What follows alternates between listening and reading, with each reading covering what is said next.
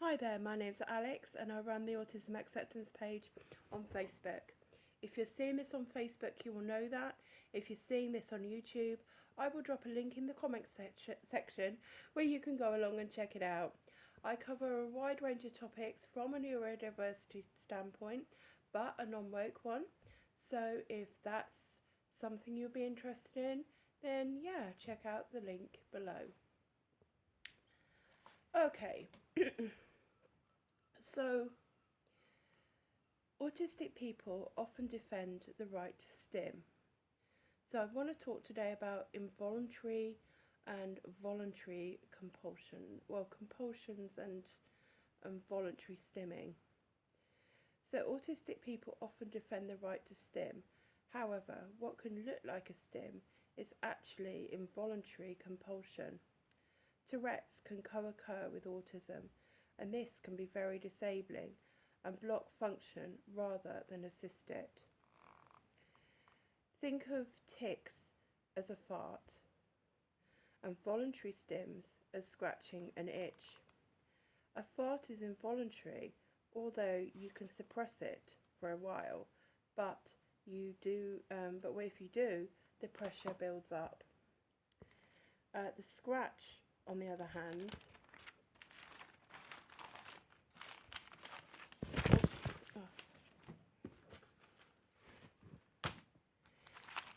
is completely voluntary, however intense the associated itches.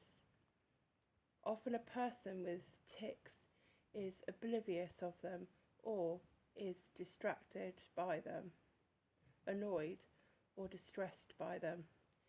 Self-stimulatory behaviours, on the other hand, are basically voluntary indulgences which serve some kind of safety, enjoyment, download or social control purposes. So voluntary stim, so safety, if you're in an environment and you stim a certain way and it helped you last time, repeating the same thing over and over again can make things seem sure and safe and almost put you into cruise control in certain situations. Enjoyment, obviously, you're getting enjoyment from the self-stimulatory behaviour, that's self-explanatory. Download or social control. It can help you to process information, to download information from the cognitive brain to, from the sensory brain to the brain, the cognitive brain, and process all that. Social control purposes. You may stim in a subtle way to be able to actually meet some social demands, or maybe a not so subtle way to meet social demands. So it could be quite ironic that stimming could be detrimental for you when you're doing it as an aid. Stims can often be replaced with experiences that bring greater safety, pleasure, control over things or download capacity.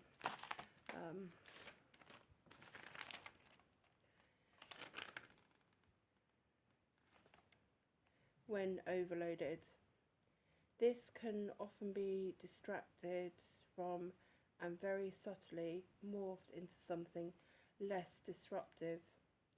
Attempting to suppress someone else's stims may make them more intense and severe. Any dog with fleas is going to lose their temper quicker than one without. Any camel laden down with plenty of straws on its back will collapse more easily when the final straw is placed on its back. The effect is completely voluntary, however intense the association. the associated itches. Often a person with tics is oblivious of them or is distracted, annoyed or distressed by them. Self-stimulatory behaviours, on the other hand, are basically voluntary indulgences which serve some kind of safety, enjoyment, download or social control purpose.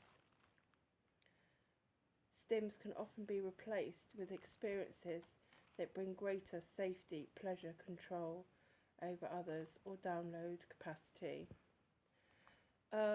Obviously the safety is self-explanatory, pleasure, control over others. It's the kind of predictability thing. Other people are predictable, situations aren't predictable, machines are predictable, so certain situations can be predictable, people aren't. So if you can create an environment as much as you can where the people can be as predictable as possible, then that can be helpful.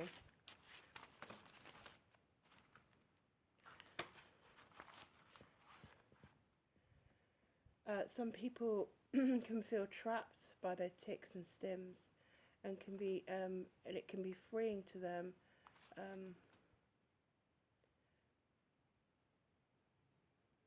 to not do them, to find another way, to find get arounds. What are they doing? Why are they doing it? And does it help them? And if so, how? These are important questions. Viewing stimming as part of autistic culture is quite unhelpful and may be entrapping some autistic people.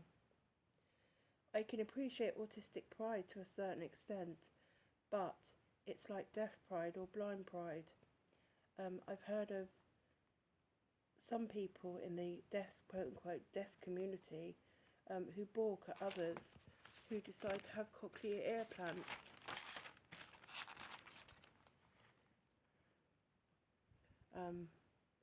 This so-called community,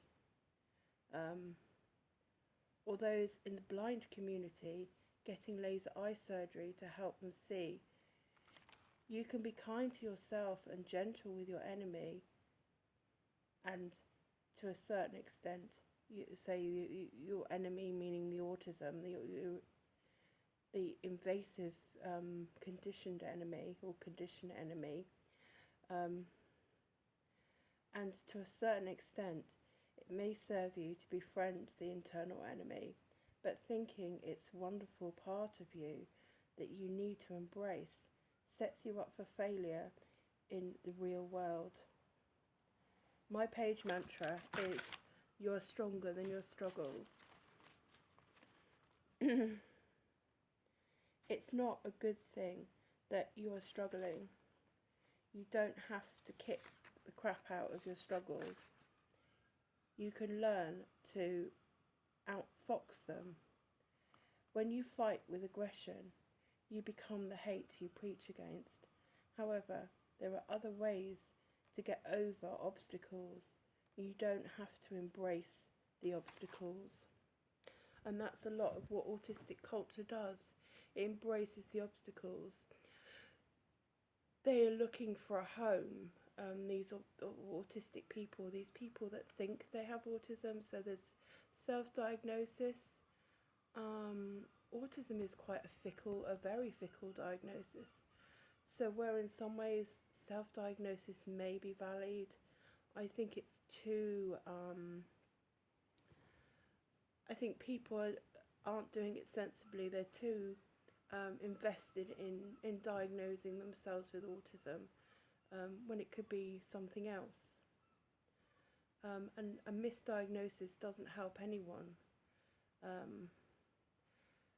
Because there are co-occurring conditions. Autism is a fruit salad, which means there are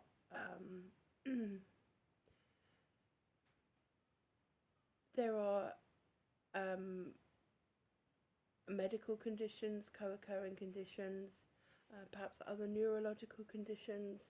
You have your personality. There are psychological conditions which may be caused from living in a world that isn't compatible for your needs, from sensory overload. All this has to be taken into account.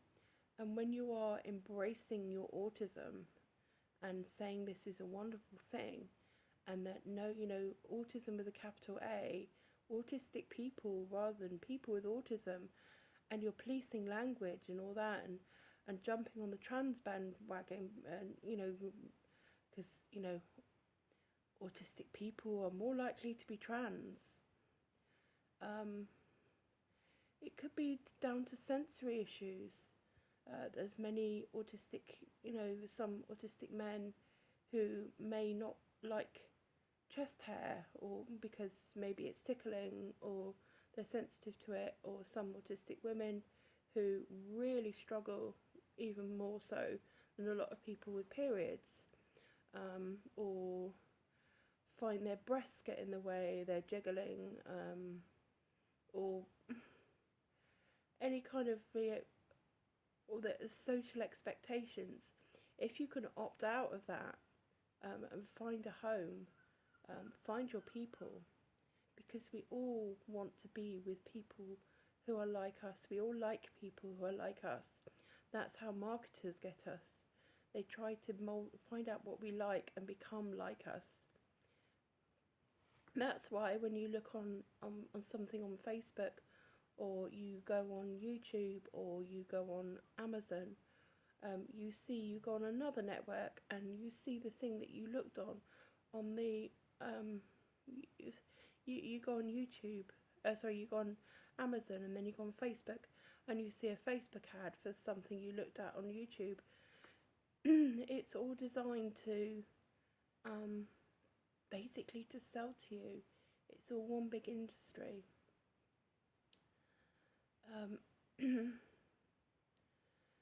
But having a one size fits all, it's not even one size fits all. They say that they don't want one size fits all, but then they're saying they're autistic. It's part of a community, and you have to behave like. They're swapping the new non-autistic rigidness for autistic rigidness, for autistic non-autistic culture and judgment for autistic culture and judgment, and it's toxic. There's a lot of abuse that's happened to autistic people, and I completely condemn it. I do not support Autism Speaks, or anything like that. The idea that you force somebody to power through their pain, physical restraints, forcing somebody into things they're scared of, saying, this is life, you've got to live it. I'm fully, embrace the social model of disability, in the sense that if you are in a wheelchair, or you don't want to be, you need access, so you need a lift or a ramp. If there's just stairs, then yeah, that is ableism. But to turn around and say that this is this wonderful thing that you're in a wheelchair and that it's part of your culture, no. You need to be stronger than your struggles, and to be stronger than your struggles, to be able to get over those obstacles, you have to understand that you are struggling and that you have got these obstacles.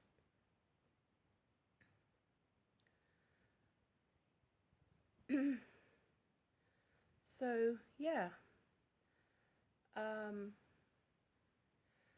stimming is an important part of autistic life.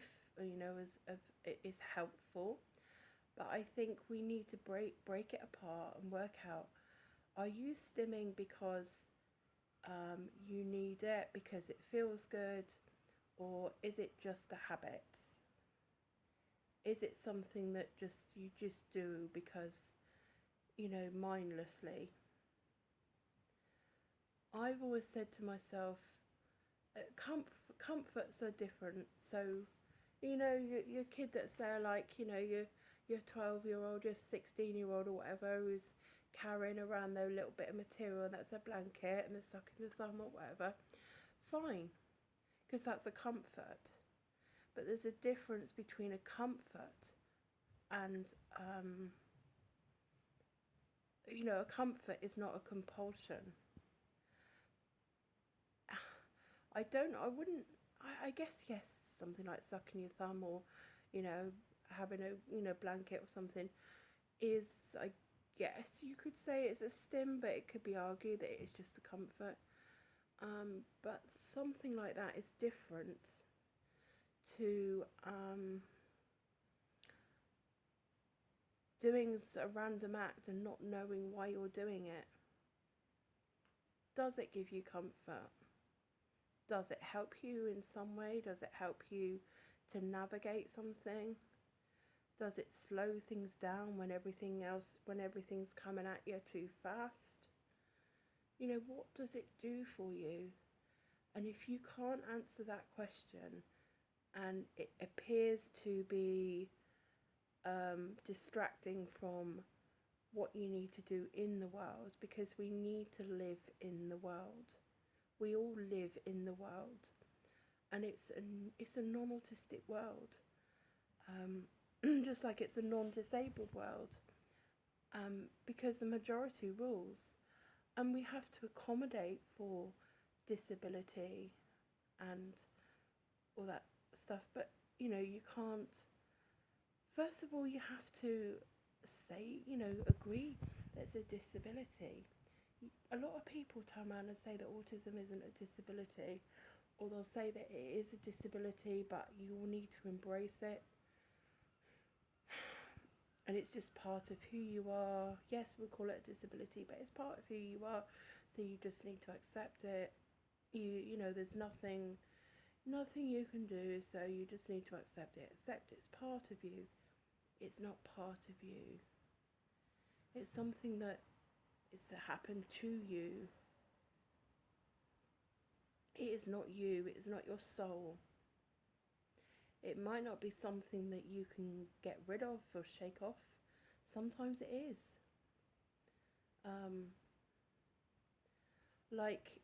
Certain things can be done if you're stimming because of a certain situation.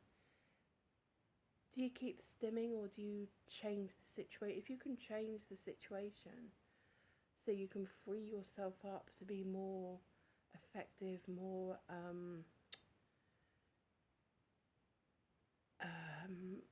more like oh gosh, what's the word? If you can, make yourself fit in more by creating accommodations for yourself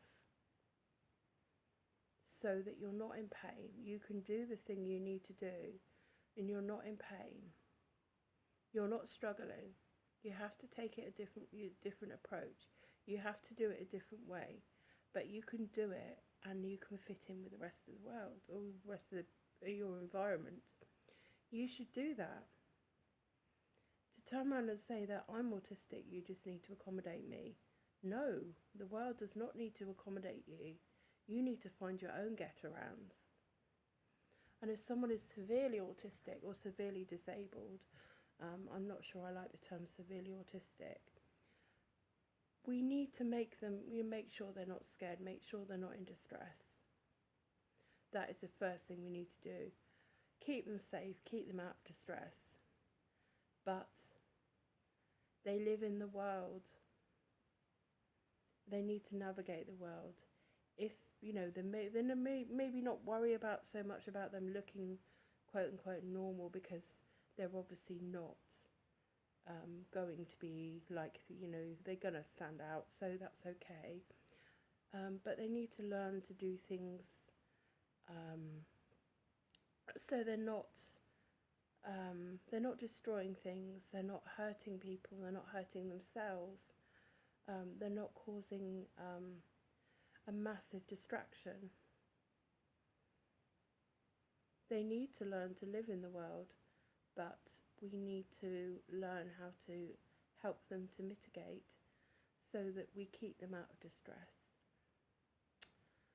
Okay, so I hope that's helped, and I hope it's made you think about the difference between autistic compulsion and autistic stimming, and the fact that stimming, or what would look like stimming, isn't just, isn't always a good pastime. Sometimes it needs to be addressed. Sometimes you need to find out why somebody is stimming so that you can alleviate the need for them to stim. You don't want people randomly shouting ouch, but you don't train them not to shout ouch. You find out what's hurting them, and then once you stop the thing that's hurting them from hurting them, then you expect them not to suddenly randomly shout ouch. You help them to break the habit of shouting ouch in that situation. You learn to, you don't do it through control. You do it by helping them to trust that this thing isn't going to hurt them anymore, and there's no need for them to keep shouting ouch. But you keep it things as they were, and just train them to not shout ouch, not cry in pain, is barbaric. It's cruel abuse. But when you take away the pain, they need to learn that, and you take away the pain from their perspective. They need to learn to break the habit of shouting ouch, because it is annoying and it's distracting and it's, it's not what you do.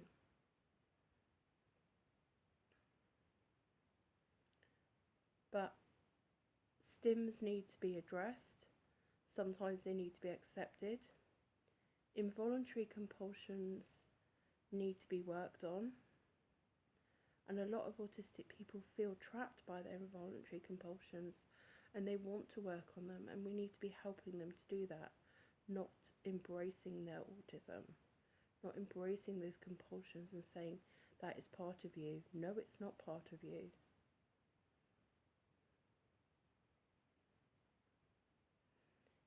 If they're compensatory strategies, then you need to, they need to stim for as long as you can't, accommodate them. Obviously, they need to do it safely, so redirect to a safer stim. So if they're banging their head on the wall, if they're banging their head on a table, put a plastic, bouncy table or a surface in front of them, so they're, blocking the table, and yet they're banging their head on something that gives them the oomph but doesn't hurt them. And they need to be trained that, you can still get the same oomph from this safer thing. But why are they banging their head on the table? If it's a stim, redirect to another stim. If it's distress, eliminate the distress. Okay, I hope this helps.